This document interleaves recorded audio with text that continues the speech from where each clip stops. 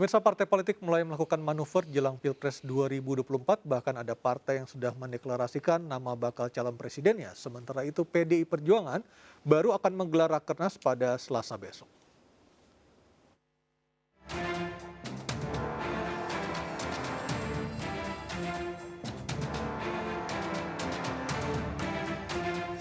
Meski pemilihan presiden masih sekitar 2,5 tahun, partai politik mulai melakukan manuver, bahkan ada yang sudah menyebut nama bakal calon presiden.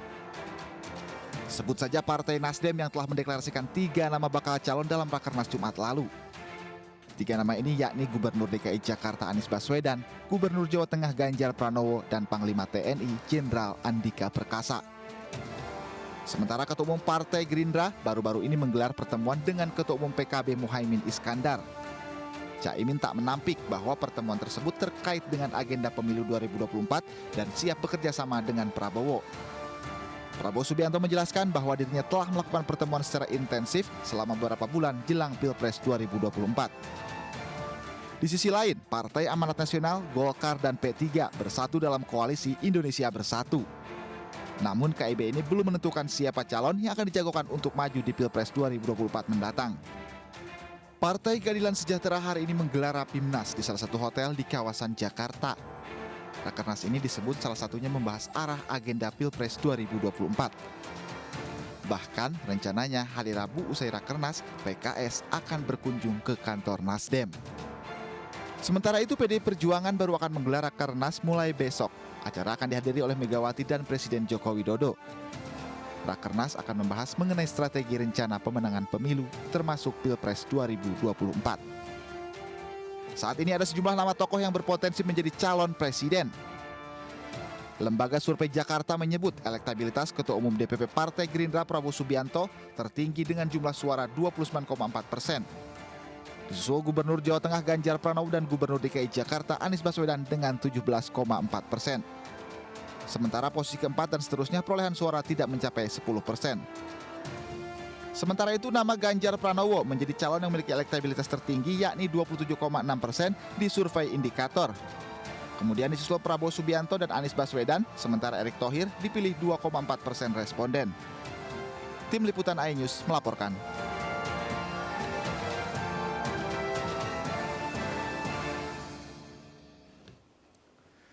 Bang Iqbal, kalau kita mau mengkonfirmasi pertemuan dengan Nasdem Rabu lusa, apakah ini menjadi lanjutan dari penjajakan untuk membentuk koalisi semut merah, ataukah ini membuat poros yang baru? Ya, saya kira kita belum ada semacam MOU ataupun tanda tangan kesepakatan. Ini adalah koalisi-koalisi yang mungkin ibarat orang mencari telur masih merisi tadi. Jadi dengan Nasdem ini, dengan Bang Surya Paloh, tentu saja PKS ini punya sejarah. Dulu ada dikenal dengan pelukan kebangsaan.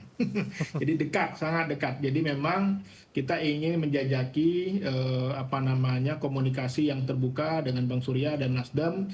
Yang ini tentu saja juga untuk mencari titik temu. Karena tentu terang kita tidak mau terburu-buru kata kuncinya. Karena di PKS kita memiliki prosedur bagaimana yang memutuskan itu adalah musyawarah Majelis Syuro. Dan saat ini juga PKS punya calon, punya tokoh, yaitu Habib Salim, Dr. Salim, yang saat ini memang kita sedang bawa berbagai event di berbagai tempat. Nah, rencana untuk melakukan Munas ya, kalau saya tidak salah ya, tanggal 20 hingga 22 Juni mendatang, apakah ini juga akan menelurkan nama-nama capres dan cawapres, ataukah akan seperti apa nanti goalsnya? Kita masih mendengar aspirasi dari teman-teman di daerah. Kita ada DPW-DPW ya, tentu saja mereka akan menyampaikan dinamika lapangan kepada pimpinan tertinggi di PKS, menyampaikan aspirasi-aspirasi kader yang ini tentu saja sedang kita rumuskan. Karena kami menggunakan scientific approach ya, bagaimana politik ini kita ukur. Ada masukan kiri kanan, ada apa yang disebut dengan significant others gitu ya. Demikian juga dengan masyarakat. Dan kami juga sekarang Presiden PKS keliling ke ormas-ormas Islam, ke lintas agama, lintas budaya, untuk mendengar aspirasi mereka. Kemarin kami dari Al-Wasliyah, dari Al-Irsyad, dan kami sedang mengatur waktu dengan berbagai ormas lainnya untuk mendapatkan masukan. Karena terus terang ormas-ormas ini juga adalah bagian elemen penting bangsa yang tentu perlu kita dengar keinginannya dan harapannya. Baik, Mas Adi, lebih baik bagi PKS dengan posisi selama ini yang berada di luar pemerintah, lebih baik mengusung kader sendiri ataukah mengikuti bursa-bursa capres yang sekarang ini sudah terbentuk 3 besar ya? Ya sebaiknya memang PKS sebagai partai kader harus pasang call tinggi, Mas. Minimal sudah harus mulai sonding siapa kira-kira kader terbaik mereka untuk diproyeksikan sebagai kandidat. Persoalan nanti ada teman, ada yang melirik, ada yang kemudian tertarik untuk berkoalisi, itu anggap saja bonus. Tapi bahwa Pilpres itu adalah ajang penokohan partai sebenarnya, di mana tokoh-tokoh kunci di dalamnya harus bisa disebut oleh publik terutama sebagai tokoh yang memang sangat layak untuk diperhitungkan dalam konteks kepemimpinan nasional. Makanya dalam berbagai kesempatan saya mengatakan agak aneh nih melihat PKS partai kader tapi kok rasa-rasanya kadernya jarang sekali ditampilkan. Bahkan banyak basis konstituen itu yang kemudian memilih PKS terafiliasi dengan Anies yang menurut saya di dalam banyak hal juga tidak terlampau menguntungkan secara elektoral bagi PKS. 2 tahun adalah waktu yang cukup luar biasa ya. Bagi PKS misalnya memunculkan Dewan Syuro mereka, apa namanya, Pak Kiai Asegaf itu, Salim kemudian Segaf Al-Jufri iya, Asegaf, kemudian Presiden PKS mungkin Ustadz Saihu dan seterusnya, sonding dulu. Karena kita kalau melihat portofolio ketua umum partai politik yang lain, angkanya juga 0,%, Mas. Yang bagus itu kan cuma Anies, Prabowo Subianto, ya, kemudian Ganjar, Ridwan Kamil, tapi angka kan ya nggak signifikan. Tapi ini menjadi fenomena tersendiri jelang pemilu 2024 ini, di mana ketua umum partai elektabilitasnya sangat kecil dan jauh di bawah orang-orang yang justru tidak menjadi ketua umum partai kecuali Pak Prabowo ya. Ya, ini tentu menjadi feedback ya yang mestinya harus dievaluasi oleh semua partai politik. Partai ini kan adalah satu rezim yang sebenarnya cukup powerful di negara ini, Mas. Jadi suka tidak suka bicara pilpres dan pileg, ya rezimnya adalah rezim partai. Sehebat apapun elektabilitasnya menjulang sampai langit, kalau nggak ada dukungan partai juga aneh. Karena tidak bisa mendapatkan tiket. Cuman pada saat yang bersamaan, ini kok orang-orang yang terindikasi sebagai ketua umum ataupun punya tiket penting di internal partai, memang elektabilitasnya cukup rendah. Ini kan soal penokohan yang gagal sebenarnya.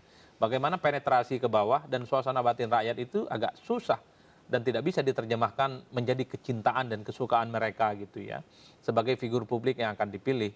Ini tentu menjadi kritik ya kepada teman-teman partai. Karena satu sisi nggak mungkin membendung aspirasi publik kalau bicara tentang politik elektoral.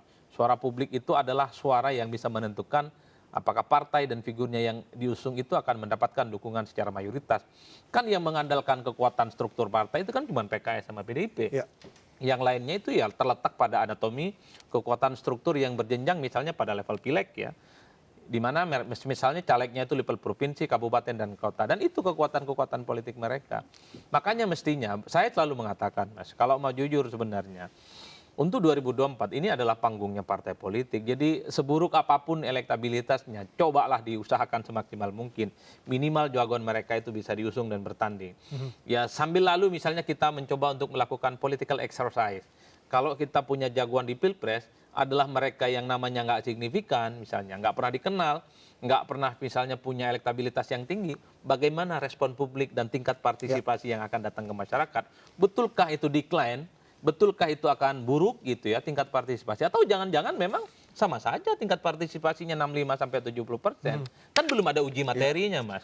Dari dulu kita kenal Jokowi dan Prabowo, ya kita tahu persis orang yang datang ke TPS kurang lebih 70%. Saya membayangkan misalnya KIB itu mengusung Erlangga Hartarto dengan Zulhas misalnya. Nah itu gimana respon pasar? Ataupun misalnya koalisi semut merah nih. PKB misalnya Caimin dengan Ustadz Saihu misalnya. Ataupun Ustadz Salim ya. Salim Jufri Asegaf. Itu kita tidak pernah membayangkan dalam praktiknya akan seperti apa. Cuman orang selalu bicara nama besar yang saat ini belum dapat partai. Dan itu yang seakan-akan akan menggerakkan mobilitas seseorang untuk datang ke TPS. Baik. Tidak ada salahnya saya kira untuk 2024 uji materi.